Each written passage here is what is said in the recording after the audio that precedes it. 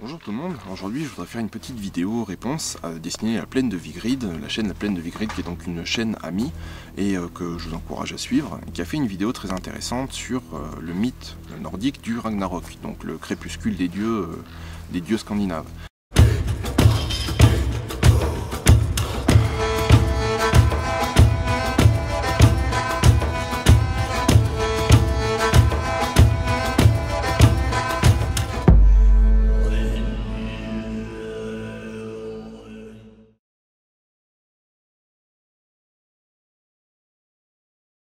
Ce que je vous encourage à faire, c'est de regarder sa vidéo avant de regarder ma réponse, comme ça vous saurez exactement de quoi il s'agit. Sinon je vais essayer de vous la résumer brièvement.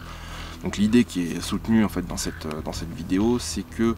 ce mythe du Ragnarok serait fortement influencé en fait par l'eschatologie chrétienne, c'est-à-dire l'apocalypse chrétienne. Et que d'une manière assez générale, les Eddas de Snorri seraient quand même assez influencés par le christianisme. Et donc moi je souscris personnellement tout à fait à cette hypothèse, et je voulais apporter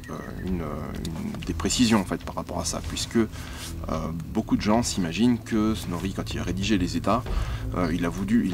avait pour but en fait de conserver une certaine tradition orale avant qu'elle ne se perde. Mais en fait je pense à titre personnel que son objectif était tout autre, puisqu'en fait, comme était précisé dans la chaîne de La Plaine de Vigrid, Snorri était skald avant tout, et un skald c'est un poète. Et alors, à l'époque païenne, un poète était gardien justement d'une certaine tradition orale, effectivement. Sauf qu'avec la christianisation, l'écriture a pris de plus en plus d'importance, et en fait, Snorri s'est trouvé dans le fait accompli qu'en fait, sur le continent, il existait déjà une littérature très abondante que Snorri avait lue, puisqu'il était lettré, ce qui était assez rare à l'époque, en tout cas en Scandinavie. Et du coup, il a voulu s'inspirer de ça, et en fait, ce qu'il voulait faire, c'était transposer cette richesse skaldique, qui était donc orale à l'époque en Islande, et il a voulu en fait en quelque sorte la coucher à l'écrit et établir un traité de poésie qui serait possible de transposer du coup de l'oral à l'écrit. Et donc l'exemple le plus flagrant de ça, c'est le Skaldskaparmal, qui est justement un véritable traité dans lequel il explique comment composer un vers. Et moi ce que je pense en fait, c'est que les Eddas sont ni plus ni moins qu'un corpus de texte qui est là pour illustrer en fait ce que lui son savoir, qui illustre en fait tout simplement son savoir, puisqu'évidemment Snorri, plutôt que d'inventer toute une série de poèmes, etc., tout simplement il s'est basé sur ce qui existait déjà, et il l'a repris, et forcément il l'a modifié pour lui donner une certaine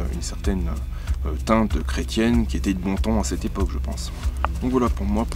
le but premier de l'Edda de Snorri était simplement de perpétuer en fait, et de créer une certaine tradition littéraire islandaise, ce qui a d'ailleurs fonctionné, puisqu'aujourd'hui l'Islande est connue pour sa littérature, et de transposer en fait toute cette richesse qui existait déjà à l'oral, et de la transposer de manière écrite, ce qui convenait mieux justement aux nouveaux standards de son époque. Et un deuxième point, c'est que souvent on fait un petit peu un procès d'intention à Snorri quand on dit qu'il a voulu justement, en transposant en faisant rentrer un petit peu de christianisme dans ces mythes païens, qu'il a voulu justement symboliser le remplacement des dieux, etc. Personnellement, je pense pas, parce que tout simplement, comme je l'ai déjà dit, Snorri était un lettré, mais c'était pas du tout le cas de la majorité de la population à son époque. Les gens étaient en majorité, ils étaient encore illettrés, parce que tout simplement c'était pas nécessaire, il n'y avait pas encore d'école développée, et les gens vivaient très bien sans ça. Et donc Snorri s'adressait à ses élèves, à ses disciples qui voulaient apprendre justement la poésie skaldique, qui étaient donc des gens qui étaient très éduqués, et donc qui est très éduqué à l'époque, c'était éduqué par des moines, par des évêques, par des gens d'église. Donc c'est des gens qui étaient déjà chrétiens. Donc voilà, en somme, Snorri, quand il a rédigé en fait ces Eddas, c'était pas du tout destiné, on va dire, à la masse populaire. C'était avant tout destiné à une certaine élite, à ses élèves, à des gens qui étaient instruits et lettrés, et des gens qui étaient déjà parfaitement christianisés. Donc voilà les éléments que je voulais apporter un petit peu en complément de cette vidéo de La Plaine de Vigrid, avec laquelle je suis tout à fait en accord, je le répète. Donc voilà, n'hésitez pas en tout cas vous à me dire ce que vous en pensez un petit peu de tout ça, réagir dans les commentaires. Et donc voilà, je vous dis à très bientôt pour une prochaine vidéo.